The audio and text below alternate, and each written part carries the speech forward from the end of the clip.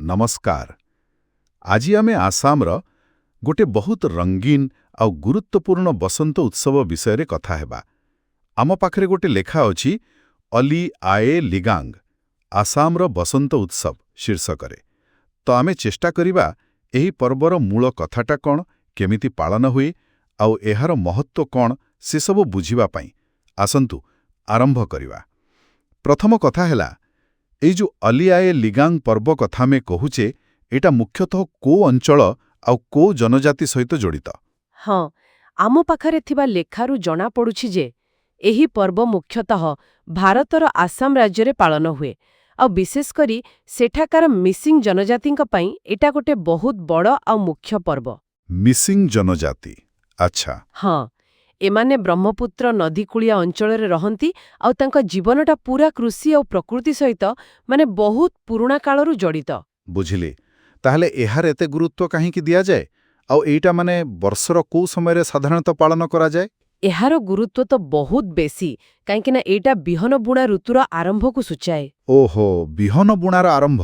हाँ, missing calendar हिसाब रे एहा गिनमुर पोलो बोली गोटे मास अछि।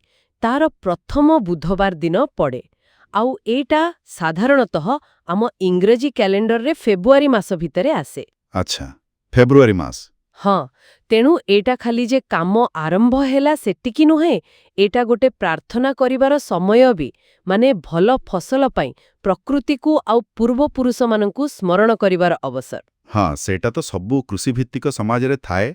ऋतुर आरंभटा बहुत महत्वपूर्ण। किंतु ए जो नाटा अली आए लिगांग एटा सुनिबाकु टिके अलगा लागुचे।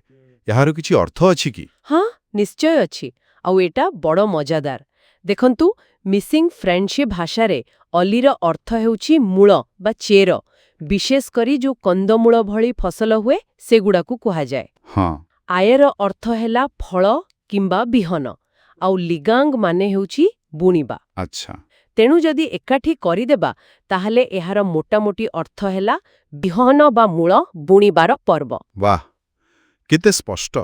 माने नारु ही पूरा पर्वर उद्देश्यटा जना पड़ी जाउछे। एकदम। ताले एई पर्व को पालन केमती करा जाए? कौन सबु परंपरा रहिছে एथिरे? हाँ, लेखारे जहा दिया हेइछि सेई अनुसारे ए दिनटा बहुत आनंद बहुत उल्लासरे कटे।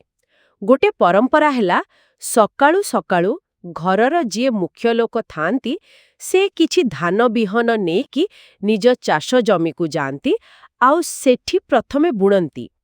एइटाकू गोटे शुभ संकेत बोली धरा जाए। कामर आरंभ परी। हाँ, आउ एहा परे जाई आरंभ हुए असल सामूहिक उत्सव पालन। अच्छा, से सामूहिक उत्सव रे कौन सब रहिछि? सेथिरे तो मिसिंग मानकर पारंपरिक नाच गीतर मुख्य भूमिका रहिछि। विशेष करी युवक युवती माने एकाठी मिसी गोटे नाच करंती, ता ना हेला गुमराग सोमान। गुमराग सोमान। हाँ, ता सांग को ढोल आउ अन्य जो पारंपरिक बाजा अछि से सब बाजे आउ गोटे बड़ कथा हेला समस्ते मिसी भोजी खांती। ओहो, भोजीभात भी। निश्चय।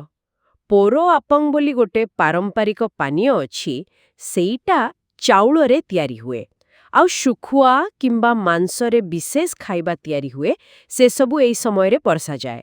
आउ गोटे कथा, पर्व दिनठू आरंभ करी किछि दिन पर्यंत जमीरे हळ करिबा किंबा कोनोसी गच्छ काटिबा ए सबु काम बंद रहे। अच्छा, एइटा तो भलो कथा। माने प्रकृति पे भी किछि सम्मान ना? हाँ, सेया तो प्रकृति प्रति सम्मानर सूचक एटा। वाह, सुनी की भारी बढ़िया लगिला।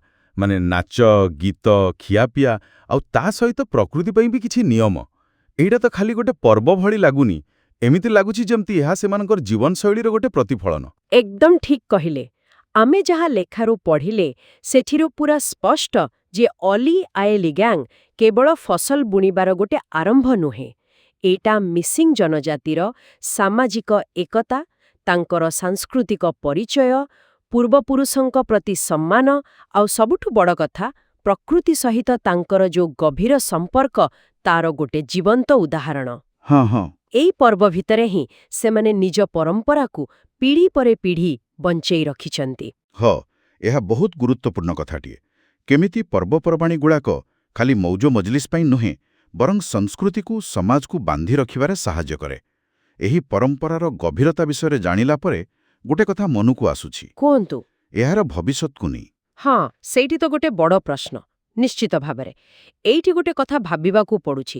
ଦେଖନ୍ତୁ, କୃଷି ଆଉ ପ୍ରକୃତି ସହିତ ଏତେ ପାଖରୁ ଯୋଡ଼ି ହେଇ ରହିଥିବା ଏମିତିକା ପାରମ୍ପରିକ ପର୍ବପର୍ବାଣୀଗୁଡ଼ିକ ଆଜିକାଲିକା ଦୁନିଆ ଯେମିତି ଏତେ ଜଲ୍ଦି ବଦଳୁଛି, କୃଷି କରିବାର ଢଙ୍ଗ ବଦଳୁଛି, ଜଳବାୟୁ ପରିବର୍ତ୍ତନ ହେଉଛି, ଆଉ ଯୁବପିଢ଼ି ବି ନୂଆ ନୂଆ ଜୀବନଶୈଳୀ ଆଡ଼କୁ ଯାଉଛନ୍ତି। ତ ଏହି ପରିସ୍ଥିତିରେ ଏହି ପର୍ବଗୁଡ଼ିକ ନିଜର ଯୋଉ ମୂଳ ସ୍ୱରୂପ ଆଉ ମହତ୍ତ୍ୱ ଅଛି ତାକୁ କେମିତି ବଞ୍ଚେଇ ରଖିପାରିବେ, ଏଇଟା ସତରେ ଆହୁରି ଅଧିକ ଭାବିବା ପାଇଁ, ଅନୁଶୀଳନ କରିବା ପାଇଁ ଗୋଟେ ବଡ଼ ବିଷୟ। ହଁ, ଏକଦମ। ଏହା ନିଶ୍ଚୟ ଏକ ଗଭୀର ଚିନ୍ତାର ବିଷୟ।